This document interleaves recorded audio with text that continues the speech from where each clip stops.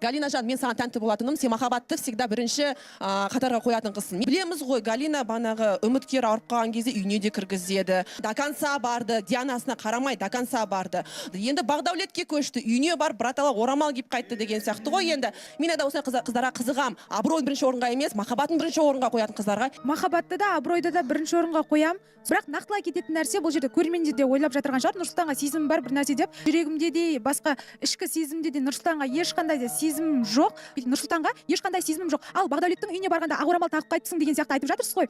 Шымкентке бардық, Бақдәулет үйіне қонақтанды, жақсы дастархан жайды, ата-анасы күтіп алды. Ол әзілдер болды, жай ғана ол туралы да білмеймін, бұндай қате нәрсе ойлаудың қажеті жоқ сияқты. Кімнен рұқсат алдыңыздар барып, кәдімгідей Шымкентке барып келуге, бірлеріңіздің үйлеріңізге баруға, ата-аналарыңыз білді ме бұл жайында? Анаң айттың ба, мама, мен бүгін қала асып, Шымкентке, Бақдәулеттің өңіріне барамын, орамалын тағып, қалжыңдасып қайтам деп анаң айттың ба? Енді ақ орамал ол. Мен сұрақты Галинаға қойдым. Жоқ, Камила ханым, мен түнделетіп жолға шығып кеттік. Мен өзім сестрама, Бақдәулет бар, Шыңғыс бар. Давайте бірге барып қайтақ. Бұл кісілерді Бақдәулет өзінің ата-анасына барып қайтып, сөйтіп мен өзім подругам бар, сөйтіп мен жолға шығып кеттік. Шығып кеткен кезде мен мамаға айтқан жоқпын. Себебі мама түнде мен жолға шықсам уайымдап қалады, таңертең жеткенде Алла бұйырса, сол кезде бір-ақ рет айтарым деп. Мен маманы уайымдатпайын деп айтпадым. Бірақ жаңағы ақ орамал тағып деген сияқты ондай дүниелерді понедельник эфирге үлгеру үшін біз түнделетіп жолға шығып, таңертең жетіп, сол жақта демалып. Қанша уақыт бұрын ақылдастыңдар? Жолға шығамыз. Ақылдасу болған жоқ. Сол менің өзімде болды. Шымкентке барам деген сияқты. Сосын екі ойлы болып тұрдым. Барам ба, бармайын ба деген сияқты. Потом рөль айтатын адам жоқ деген алыс жолға тем более бірінші рет шығып тұрмын. Сол 3 сағаттық, 4 сағаттық трассаларға шыққан шығармын. Бірақ жаңағыдай 7-8 сағаттық трассаға мен мүлдем шығып көрмегенмін. Ұсыныс кімнің тарапынан басталды? Жаңа Шымкентке барам ба, не істеймін деген сияқты өзім болды. Шымкентте не бар? Содан бастайықшы. Шымкентте менің анамның жаңа сіңілісі, әпкем бар. Сол кісіні мен 2 жылдан бері көрмегем. Алдынан бері ол нәрсе менің ішкі ойымда жүрді. Барсам бекен, сағынып жүрдім, үйдегі інілерімді, жаңа сестренкелерді сағынып жүргесін, сюрприз болып өзім барып қайтам деген сияқты. Ал сөз бұл жерде мен өзімнің әңгімемді айтқан болады. Сол кезде Бақдәулет, давайте онда мен де барам, үйдегілерге бірге барып қайтайық деген сияқты. Бензинге де басқасына да барлығына бірігіп ақша тастаймыз ғой деген сияқтылар. Ұсынысты сен тастадың демек. Ұсынысты мен тастаған жоқпын, бұл кісілерге барайық деп. Өзімнің әңгімемді ғана жай айттым. Содан кейін давайте онда бірге барып қайтайық деген сияқты. Бақдәулет сөйтіп өзінің әңгімесін айтты. Машинаны кішкене дөңгелектерін үрдетіп үйтіп давайте онда белімізге Галина, сен ұсыныс тастадың ғой, Шыңғыс сен де бардың ба? Шыңғыс қайда?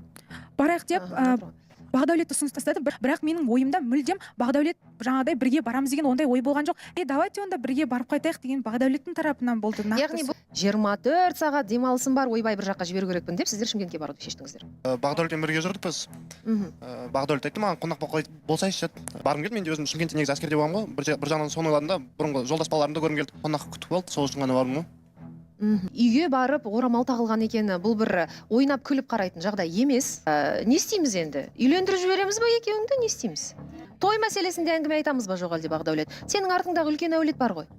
Әулетің не деп жатыр екен бұған байланысты? Келіңдер ортаға, жайғасыңыздар, екеуіңізді бірге алайық. Неге мына орындықтарды таңдадыңыздар? Мына орындық саған жақын емес пе? Мен айттым ғой, Шымкентке барайық деп. Сол үшін мен сұрағыма жауап берген жоқсың. осы орындық дұрыс деп ойладым мен. Үміткер орындығы дұрыс деп ойладым. Сонымен Бақдәулет, үйдегілеріңе не дедің? Мен қазір қыздар алып келемін. Қалай болды? Біз Шымкентке бардық. Потом азында енді әпкесінің үйіне кетті. Қайтып мен Алматыға келетін кезде Шымкентте үйім бола тұра, бұларды бір ауыз дәм ауыз тиіңдер деп айтпағаным мен үшін сын болатын болды. Бұл жерге тек Галинаны емес, кез келген қатысушыларды қонақ қылуға дайынмын. Қарсылығым жоқ, Бақдәулет, қазақ халқы өте қонақжай халық, оның үстінде шырайлы Шымкент, ең жаңағы қонақжай өлкелердің бірі деп те айтсам болады. Ал қонақ тапсыңдар. Астан ауыз тигізіпсің қыздарға. Келген қыздардың барлығына ақ орамал жабасыңдар ма сонда? Мысалға, мен ондай дүниені білмеймін. Шымкентте тұратын халықта жайдан жай қыздың басына ақ орамал жаппайды. Оны үйдегілер көрген жоқ, білген де жоқ, былай айтқанда. Сол кезде бәрі анана ұқсайды екен дегеннен кейін по приколу істей салдым.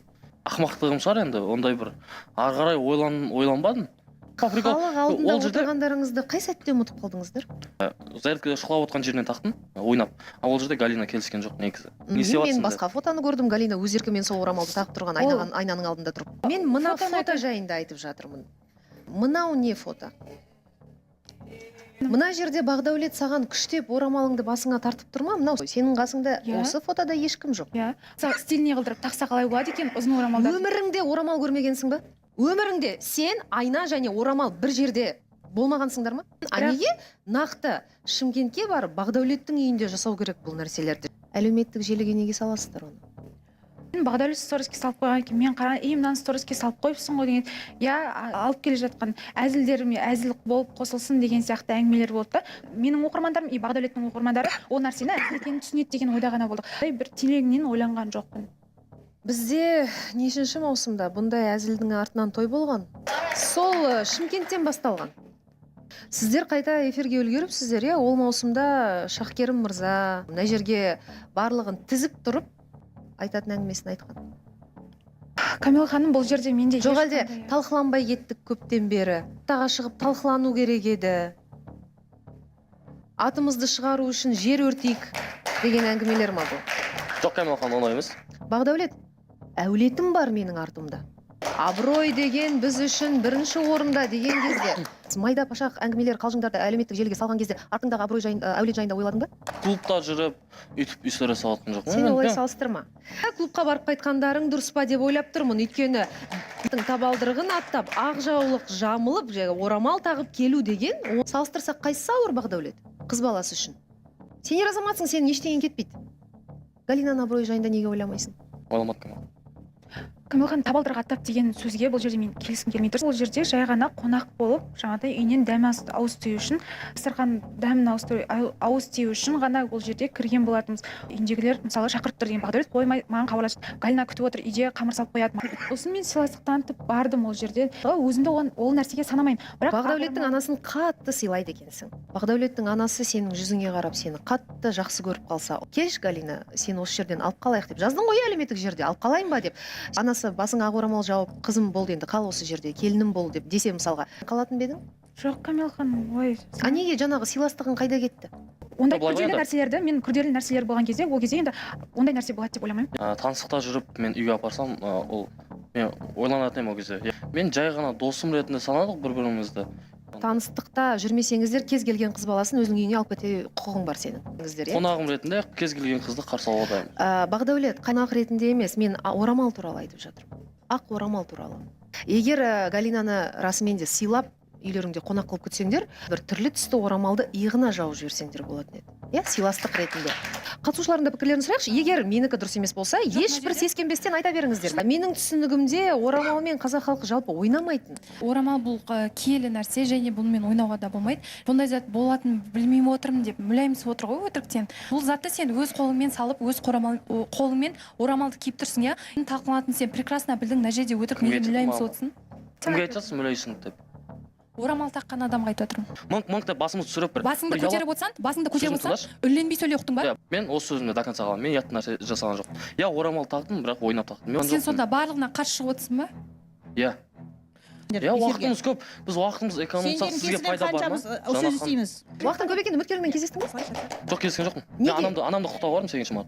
Галинаның ұсынысы болды ғой Шымкентке барып жоқ, менің ұсынысым болды Камила.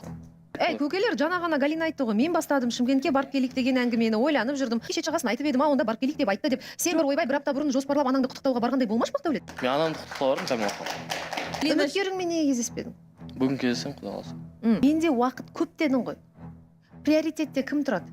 Галина мен қызық қуып Шымкентке барып қайту ма, жоқ әлде үміткер ма? Мен анамды құттықтауға бардым. Маған приоритетте анам бірінші. Сен мен бірінші ұсыныс қай жақтан түссе де, мақұл Галина жақтан түскен шығар, енді Галинаның машинасы бар. Жобаның алдында да сізге де өтірік айтып тұрған жоқ. Мен анамды құттықтап қайттым бар.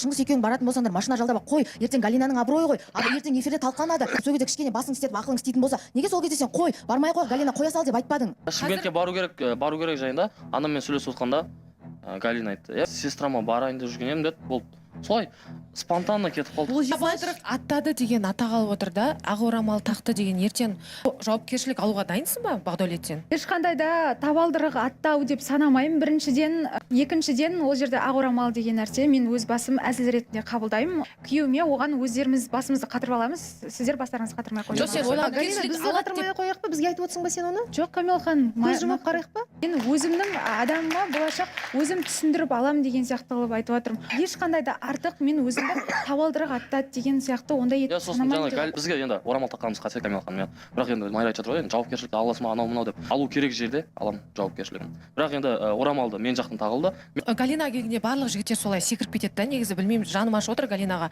Мен қалай секіріп бұл отырмын? жерде мынандай жағдайда мысалы хорошо что бұл бағдаулет болды, иә, әзіл қой деп қарастырсақ болады. Вдруг реально ол план болып сен алып қашып кетсеші мысалы. Жалпы қыздарға ол құлақтардың алтын сырға, тем более Шымкентте алып қашу деген нәрсе өте қатты ұсталынады да. Флирт сезіп тұрса, ол адамның үйіне кірмейді.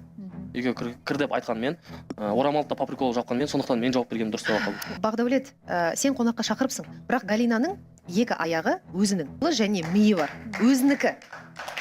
Жоқ әлде қинап кіргіздің ба? Біз білмейтін шығармыз. Галинаға қойылған сұрақтарға Галина жауап берсін, Бақдәулет саған айтылған әңгімелерге сен өзің жауап бер, жарай ма? Осы декорға келген кезде сен айтқан болатынсың, ойбай сен табалдырық аттадың деген адамдардың бірі сен болатынсың, Галина. Деко ондай жасаған жоқ, бірақ сен сол бір ер азаматтың үйіне барып табалдырығын аттап, орамалын тағып, сол жолмен өзің жүріп жатқаныңды мен түсініп жатқан жоқпын. Бірақ қазір соның орнына өзің түсініп Мен жауап берейінші, пожалуйста. тоқтай тұршы, декорайға табалдырық аттадым деп мен есімде жоқ, даже мен декорайға ешқандай да табалдырық аттады деген пікір айтпаған сияқтымын. Көрінген көк аттың үйіне барып орамал тағып табалдырығын аттай бересің. Ладно, айтса делік, Деконың ситуациясы ол жерде басқа ситуация, ал бұл жердегі ситуация басқа ситуация. Тоқта. Диана бұрын жүрген ер азаматының үйіне барып, табалдырықты аттап, басына ақ орамал тақты ма? Жоқ. А сен не істедің? Факт бойынша сөйлейтін болсақ. Иә, негізі сол кезде қатты айтқан адамдардың бірі сен боласың, бірақ Дико ол табалдырықты аттамады, жігіттің отыр біліп тұр, жігіттің үйіне барып табалдырығын аттап орамалын тағып келгенде шыны керек бар ғой. Қатты андай не болып отырмын. Екіжүзділігіңнен наразы болып отырмын да. Егер реально орамал мен табалдырыққа қарсы болатын болсаң, өзің соны істемеуің керек еді. Мен нормально қабылдап отқан шығармын, қайдан білесің? Мен өз басым әзіл ретінде қабылдадым, әзіл ретінде қабылдап та жүре беремін. Бақдәулет көрінген көк атты емес, осы жерде сыйласып араласып жүрген адам. Жолда бара жатырық па, трассада бірге бардық па, бірге қайтатын адам бар, жай ғана сыйластық болды и все. Табалдырық аттады деген нәрсе мүлдем мен қарсымын. Бұл біріншіден. Ақ орамал тақты деген нәрсе ол жай ғана әзіл ретінде болған нәрсе. Бақдәулеттің өзінің сторисіне салынған нәрсе, ол өзінің мүмкін әзіл деп салған. Ол жерде Бақдәулет әзіл ретінде жасады, и мен әзіл ретінде одан қабылдадым деген нәрсе. Орамал тек жаңа түскен келінге тағылатын ғана білесің да. И сен сол әзілді неге тоқтатпадың Сегадан? Сен менің историямды көрдің ба? Ол жерде тақпады. Онда неге өзінің сторисіне салады тағып? Мен өзінің сторисіне салған жоқпын. Ол жерде байқатпай фотоға түсіріп салып қойған сторисіне болды. Ол суретті түсіргенімді Галина білмейді. Негізі екеулер әзілге жақын екен білеміз, оның бәрі енді Шымкентке бардар, қонақ болдыңдар, оның бәрі жақсы. Орамалды енді әзіл рет таққандарың кішкене түсініксіз болды да, әзіл ретінде некелерін тақия саласыңдар. Сөйтсек саған пайда болады ма? Ақыры орамал тағып отырсыңдар әзіл деп. Бұның бәрі әзіл ғой, жай ғана. Әзіл дегенім саған пайда тигізіп жатыр ма? Мен рұқсатыммен талқылап отырсыңдар ма не? Сен өз рұқсатыңмен осы жерде айтып жатсың ғой, иә? Әзіл ретінде ондай күрделі дүниелерге жол бермейміз. Кешіріңізші Бақдәулет мырза, сізден рұқсат сұрау керек пе едік? Әлеуметтік желімізге салған дүниені мына жерде талқылау үшін. Сіздер күллі қазақ еліне салып отқан жоқсыздар ма өздеріңіз? Иә, дұрыс айтасыз Камила ханым. Талқыланса екен деп бір істеп алып қойған адам сияқты болып тұрмын да қазір. Сол үшін істеп отырсыздар ғой Бақдәулет.